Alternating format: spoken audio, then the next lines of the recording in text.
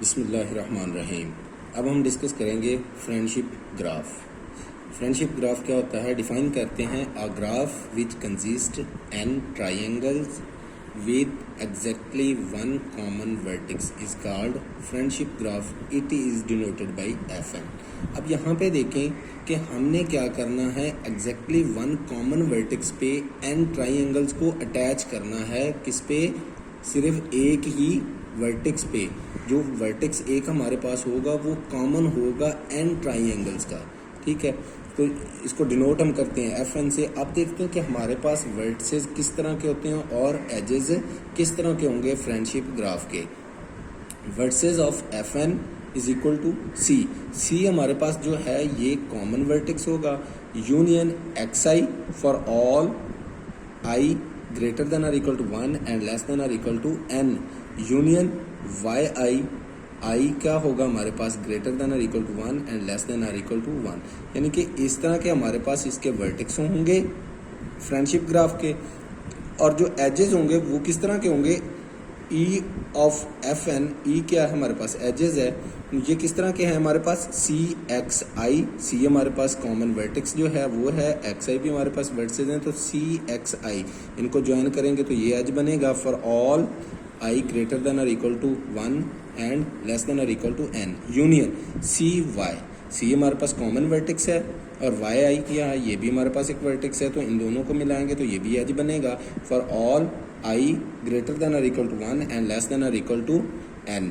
Union X I Y I. यहाँ पे हमारे पास एक्स आई जो था हमने अटैच किया सी के साथ, ठीक है। इसी तरह वाई आई को सी के साथ अटैच किया। अब यहाँ पे हमारे पास एक्स आई और वाई आई के दरमियान भी एज बनेगा। यहाँ पे आई जो हमारे पास क्या होगा, greater than or equal to 1 और less than equal to n। यहाँ पे हम देखें तो हमारे पास फ्रेंडशिप ग्राफ में टोटल वर्टेक्स कितने बनते हैं और टोटल एज कितने बनते हैं। यहाँ पे देखें तो हमने यहाँ पे लिख दिया कि जो टोटल वर्टेक्स हैं वो बनेंगे 2n+1 और जो एज हैं वो कितने बनेंगे, 3n बनेंगे। ठीक है, अब हम चलते हैं एक एग्जांपल से। मैं आपको बना के दिखाता हूँ कि ये हमारे पास वर्टिसेस और एजेस किस तरह हम इसकी डायग्राम बना सकते हैं। अब यहाँ पे देखें कि हमारे पास ग्राफ है एफ एन, यानी कि ये हमारे पास फ्रेंडशिप ग्राफ है। अगर मैं n की वैल्यू ले लेता हूँ n इज इक्वल टू 4, तो हमने पढ़ा है डेफिनेशन के हमारे पास एक c होगा, कॉमन वर्टेक्स होगा। यहाँ पे मैं लिख देता हूँ कॉमन वर्टेक्स होगा, ठीक है। और दूसरे जो हमारे पास वर्टेक्स होंगे, एक एक्स आई होगा, दूसरा वाई आई। हमने ये दो तरह के वर्टेक्स कहे। तो यहाँ पे आप देखें कि ये मैंने एक वर्टेक्स ले लिया और इस वर्टेक्स पे हमने कहा था कि एन ट्राइंगल्स की बात की। एन ट्राइंगल्स मतलब यहाँ पे n इज इक्वल टू 4 लिया, तो यहाँ पे इस कॉमन वर्टेक्स जो मैंने इसको नाम दिया, इसको C का नाम दे देता हूँ। तो इस पे मैंने 4 ट्राइंगल्स को अटैच करना है। 4 ट्राइंगल्स किस तरह, जैसे मैं यहाँ पे ये एक ट्राइंगल्स को अटैच कर दिया, ठीक है। इसी तरह यहाँ पे देखेंगे तो यहाँ पे मैं इसकी दूसरी ट्राइंगल्स को अटैच कर देता हूँ, ठीक है। ये मैंने दूसरी ट्राइंगल अटैच कर दी। इसी तरह ये मैंने क्या किया, तीसरी ट्राइंगल को अटैच कर दिया और यहाँ पे ये चौथी ट्राइंगल मैंने अटैच कर दी। n जो हमारे पास है, n बेसिकली ट्राइंगल्स को शो कर रहा होता है कि कितनी ट्राइंगल्स जो हैं वो उस कॉमन वर्टेक्स के साथ अटैच हो रही होंगी, ठीक है। ये हमारे पास कॉमन वर्टेक्स था। अब यहाँ पे देखें तो हमारे पास जो है, हमने बात की एक्स आई वर्टेक्स की और वाई आई वर्टेक्स की। तो हमारे पास यहाँ पे जो वर्टेक्स आ रहे होंगे, ये वर्टेक्स हैं, ये भी हमारे पास एक वर्टेक्स है, ये भी वर्टेक्स है, ये भी वर्टेक्स है। यहाँ पे ये जो एंड पॉइंट्स आ रहे हैं ये हमारे पास क्या है, वर्टिसेस हैं, ठीक है। तो हमने अब इनको नाम देना है एक्स आई और वाई आई का। तो यहाँ पे मैं कह देता हूँ जो ये हमारे पास वर्टेक्स हैं, पहले वर्टेक्स ये x1 है, ये x2 है, ये x3 है और ये क्या है, x4 है। और दूसरा जो एंड पॉइंट है ये y1 है, ये y2 है, ये y3 है और ये हमारे पास क्या है, y4 है। तो n यहाँ पे हमारे पास 4 तक जाएगा, तो यहाँ पे x1 जो है वो ये भी 4 तक जाएगा और y भी 4 तक जाएगा। अब हमने बात की एन ट्राइंगल्स की, लेकिन n मैंने ले लिया 4। अब हमारे पास जो इसके वर्टेक्स हैं, मैंने कहा था कि इसके हमारे पास वर्टेक्स बनते हैं, वर्टेक्स ऑफ एफ एन कितने बनते हैं, 2n+1 मैंने यहाँ पे n कितना लिया है 4, तो अगर यहाँ पे मैं 4 पुट करता हूँ तो v ऑफ एफ एन कितना बनेगा 2 इंटू 4 प्लस 1, मतलब ये हमारे पास बनेंगे 9। तो यहाँ से काउंट कर लेते हैं कि एक वर्टेक्स तो ये है 1 2 3 4 5 6 7 8 9, तो हमारे पास वर्टेक्स कितने बन गए 9। इसी तरह हमने बात की थी हमारे पास एज कितने बनते हैं, एज की हमने बात की थी कि एज जो है हमारे पास एफ एन के, वो बात की थी हमने 3n है।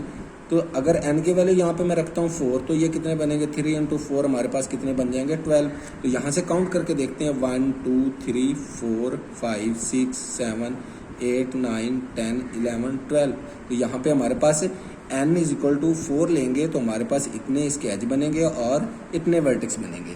अब हम देखते हैं कि हमने जो जर्नल वैल्यूज लिखी थी कि वर्टेक्स हमने डिफाइन किए थे v is equal to c union, हमने कहा xi फॉर ऑल i हमारे पास क्या है ग्रेटर देन और इक्वल टू 1 लेस देन और इक्वल टू n, ठीक है ये बात की। और यूनियन हमने कहा कि हमारे पास yi फॉर ऑल i हमारे पास क्या है greater than 1 less than equal to n।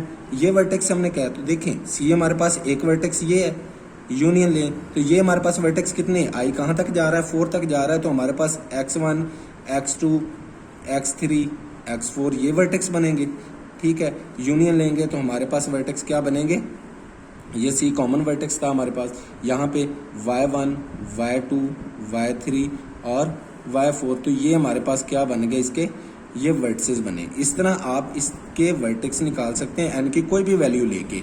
अब बात करते हैं हमारे पास जो एज हैं, एज किस तरह लिखेंगे, एज हमारे पास कैसे आएंगे, ये मेन चीज़ है। एज को समझना है कि हमने एज जो लिए हैं वो हमने बात की कि हमारे पास जो एज बनते एक सी एक्स आई, ठीक है, फॉर ऑल आई हमारे पास क्या ग्रेटर देन और इक्वल टू 1 लेस देन और इक्वल टू n, यूनियन हमने कहा सी वाई आई, ठीक है, सॉरी फॉर ऑल यहाँ पे कॉमा लगाएंगे, फॉर ऑल आई हमारे पास क्या होगा ग्रेटर देन 1 और इक्वल टू 1 आएगा एंड लेस देन और इक्वल टू n। एक तो हमारे पास ये दो तरह के एज बन गए। अब तीसरा एज जो बनता है यूनियन हम लगाएंगे, तो तीसरा हमारे पास बनेगा एक्स आई वाई आई, हमने ये बात की थी, ठीक है। आई कहाँ से कहाँ तक है 1 to n।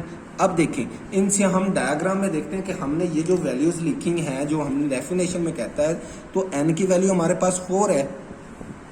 अगर n की वैल्यू यहाँ पे मैं 4 यूज करता हूँ तो सी एक्स 1 यानी कि बनेगा सी एक्स 1 बनेगा एज, सी एक्स 2 एज बनेगा, सी एक्स 3 एज बनेगा और सी एक्स 4 एज बनेगा। क्योंकि n की वैल्यू 4 ली है तो 1 रखेंगे तो सी एक्स 1 सी एक्स 2 सी एक्स 3 इस तरह हमारे पास ये एज बन जाएंगे, ठीक है।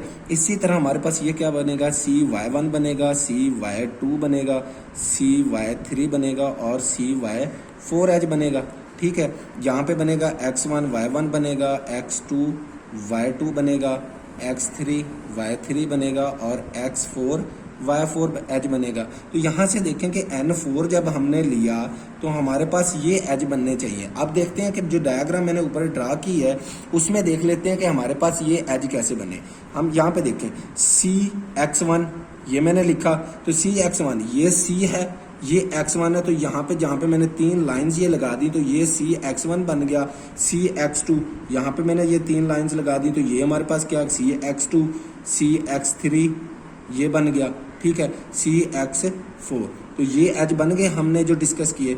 इसी तरह हमारे पास जो सी वाई आई है वो कौन से बनेंगे, सी वाई 1 सी वाई 2 सी वाई 3 सी वाई 4, ठीक है। दो तरह के ये हो गए। तीसरी तरह का जो x और y के दरमियान एज बन रहा है वो यहाँ पे देखें ये चीज़ बन रही है, ये वाला जो हमारे पास एज आ रहा है x और y के दरमियान, ये वाला एज ये देखें x और y के दरमियान आ रहा है। तो जैसे मैंने ये नीचे हमने एग्जांपल में बता दिया, नीचे हमने वैल्यूज़ भी सारी निकाली कि हमारे पास इस तरह ये एज इसके बनते हैं। तो यहाँ से हमने सारे एज भी कैलकुलेट कर लिया कि किस तरह हम फ्रेंडशिप ग्राफ के एज बनाते हैं और किस तरह हम इसके वर्टेक्स निकाल सकते हैं, ठीक है। आई होप कि आपको फ्रेंडशिप ग्राफ की समझ आ गई होगी।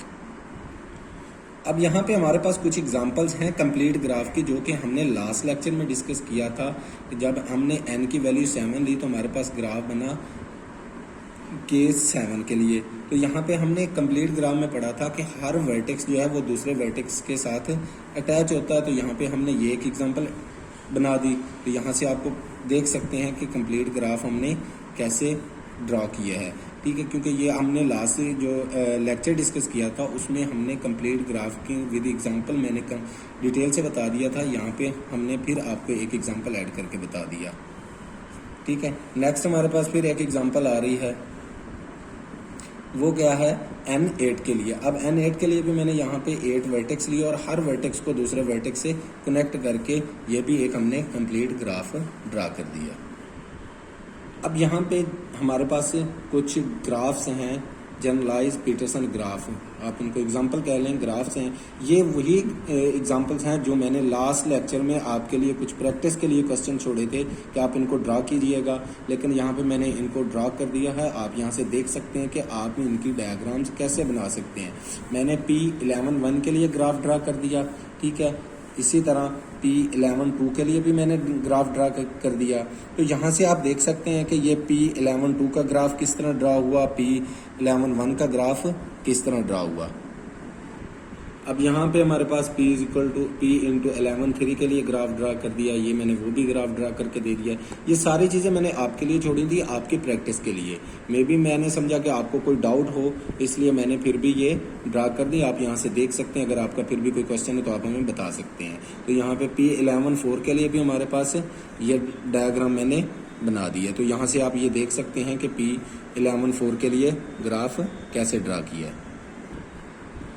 अब यहाँ पे हमारे पास है P11 के लिए ग्राफ है, तो ये भी ग्राफ हमने ड्रा कर दिया। अब यहाँ से आप देख सकते हैं कि ये ग्राफ किस तरह ड्रा हुआ। आप जनरलाइज पीटरसन ग्राफ की डेफिनेशन मैंने बड़ी डिटेल से आपको एक एक चीज़ कैलकुलेट करके बताई, तो यहाँ से आप इसको देख सकते हैं ये ग्राफ किस तरह ड्रा किया गया है।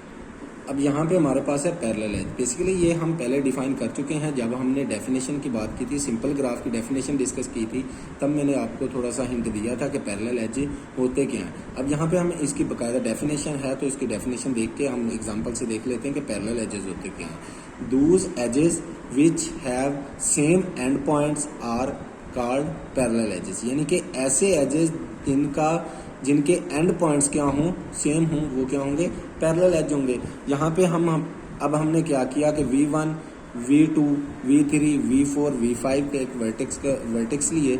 अब यहाँ पे देखें कि हमने V1, V2, V3, V4 जो है ये हमारे पास है V1 वर्टेक्स, यहाँ पे ये वाला, ठीक है। ये हमारे पास V2 है। तो यहाँ पे देखें कि V1 वर्टेक्स पे कितने एज हैं, E7 भी इसी वर्टेक्स, इन दोनों वर्टेक्स पे है, E6 भी इन्हीं पे है, E5 भी, E4 भी, यानी कि E5, E4, E5, E6, E7 क्या है, पैरेलल हैं, ठीक है। इसी तरह अब यहाँ पे देखें कि V4 और V5 के दरमियान एक एज तो E3 है और एक एज E8 है।